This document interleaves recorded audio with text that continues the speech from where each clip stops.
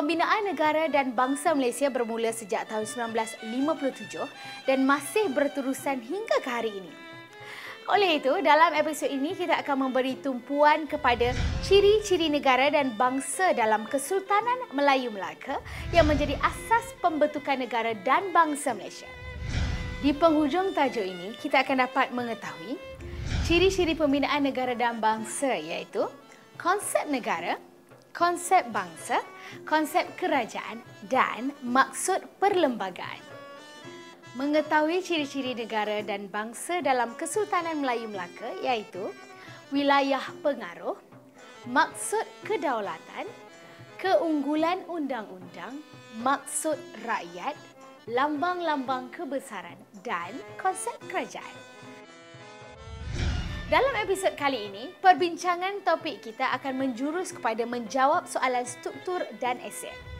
Sejarah perkembangan negara kita memperlihatkan bahawa proses pembinaan negara dan bangsa adalah berasaskan 4 ciri utama. Tentunya anda tertanya, apakah ciri-ciri tersebut? Sebenarnya ada 4 ciri utama dalam pembinaan negara dan bangsa iaitu negara, kerajaan, perlembagaan dan bangsa. Sebelum kita mulakan perbincangan, saya harap anda ingat kembali tips untuk menjawab struktur, esei ringkas dan esei yang dipaparkan di skrip.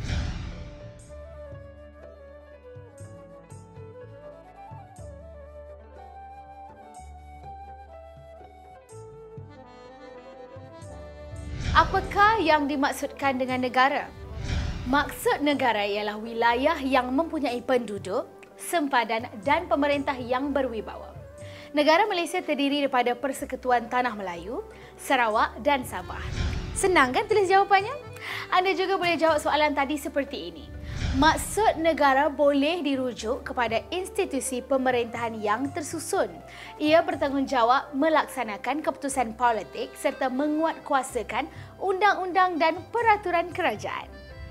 Kita teruskan perbincangan kita dengan soalan yang kedua.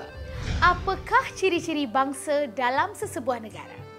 Sekumpulan manusia yang mendiami sesebuah wilayah, mempunyai persamaan dari segi bahasa, adat resam, kesenian dan pengalaman sejarah. Jadi apakah yang dimaksudkan dengan kerajaan? Maksud kerajaan ialah pemerintah yang menggubal dan melaksanakan dasar sesebuah negara. Kerajaan merujuk kepada 3 badan dalam pemerintahan iaitu Badan Perundangan, Badan Perlaksana dan Badan Kehakiman. Dan apakah yang dimaksudkan dengan perlembagaan? Jawapannya ialah peraturan tertinggi yang bertulis, didokumenkan, dijadikan rujukan dan panduan untuk mentadbir negara. Tahukah anda, sebenarnya ciri-ciri Kesultanan Melayu Melaka mempunyai banyak persamaan dengan ciri-ciri negara dan bangsa Malaysia pada hari ini. Ciri-ciri itu ialah wilayah berpengaruh, kedaulatan, rakyat, kerajaan, lambang-lambang dan keunggulan undang-undang. Soalan perbincangan kita ialah bincangkan ciri-ciri negara dan bangsa dalam Kesultanan Melayu Melaka. Ciri-ciri negara dan bangsa dalam Kesultanan Melayu Melaka ialah mempunyai wilayah pengaruh. Rakyat dalam kawasan ini menerima dan memperakui pemerintahan seorang raja. Kesultanan Melayu Melaka mempunyai kawasan lingkungan pengaruh yang luas tanpa ditetapkan sepadannya. Empayarnya meliputi seluruh semenanjung Tanah Melayu dan Timur Sumatera seperti Jambi, Inderagiri, Siak dan Aru. Selain itu, ciri lain ialah kedaulatan. Kedaulatan merupakan kekuasaan tertinggi terhadap rakyat sesebuah wilayah. Kekuasaan ini tidak boleh dihadkan oleh mana-mana pihak. Kedaulatan juga merujuk kepada kekuasaan yang dimiliki oleh sesebuah negara iaitu pemerintah. Kedaulatan memastikan sesebuah negara itu bebas daripada pelbagai aspek. Misalnya campur tangan, paksaan, taklukan atau penjajahan kuasa asing. Macam mana? Anda dapat mengikuti dan memahami penerangan setakat ni? Kita fokus pada ciri seterusnya. Ciri ketiga negara dan bangsa dalam Kesultanan Melayu Melaka ialah mempunyai lambang-lambang. Lambang merupakan simbol atau identiti sesebuah negara. Bahasa Melayu merupakan bahasa kebangsaan dan lambang penyatuan negara dan bangsa. Selain itu, kebesaran Sultan juga dilambangkan dengan warna, agama Islam, undang-undang, protokol dan adat istiadat istana. Malah Sultan juga mempunyai alat kebesaran diraja yang merupakan simbol kedaulatan negara dan kerajaan yang memerintah. Contohnya, nobat, tengkolok diraja, cogan agama, gendek diraja, kalung diraja dan pending diraja. Keunggulan undang-undang juga merupakan asas pembentukan negara dan bangsa. Undang-undang dicipta untuk memelihara keamanan dan melindungi rakyat. Ia menentukan struktur kerajaan, kehakiman, bahasa, agama dan kerakyatan yang diterima oleh masyarakat. Zaman Kesultanan Melayu Melaka terdapat dua jenis undang-undang, iaitu Hukum Kanun Melaka dan Undang-Undang Laut Melaka. Ciri kelima negara dan bangsa dalam Kesultanan Melayu Melaka ialah mempunyai rakyat. Rakyat merupakan penduduk sesebuah wilayah.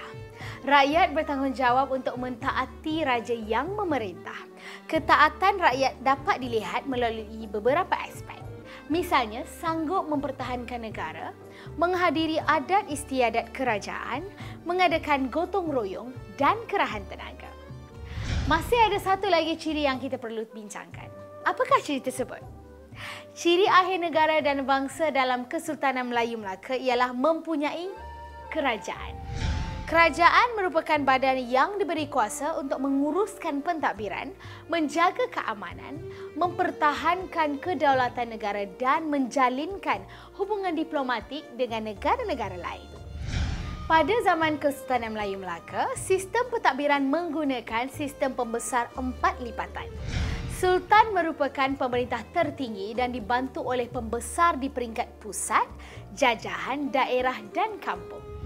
Sistem pemerintahan Kesultanan Melayu Melaka yang kita bincangkan sebentar tadi telah diwarisi oleh negeri-negeri Melayu seperti Johor, Perak dan Pahang. Sebelum kita mengakhiri topik perbincangan, elok kita rumuskan perkara yang telah kita pelajari pada hari ini.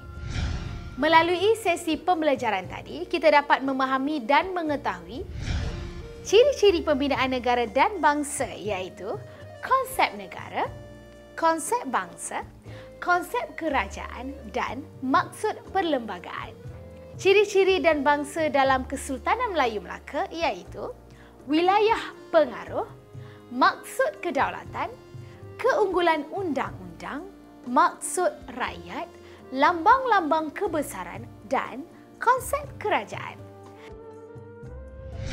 Sebelum kita akhiri pembelajaran, suka saya ingatkan bahawa kita mempunyai tanggungjawab yang besar untuk mempertahankan institusi kesultanan yang diwarisi daripada Kesultanan Melayu Melaka. Hingga bertemu lagi dalam episod seterusnya. Jangan lupa ulang kaji.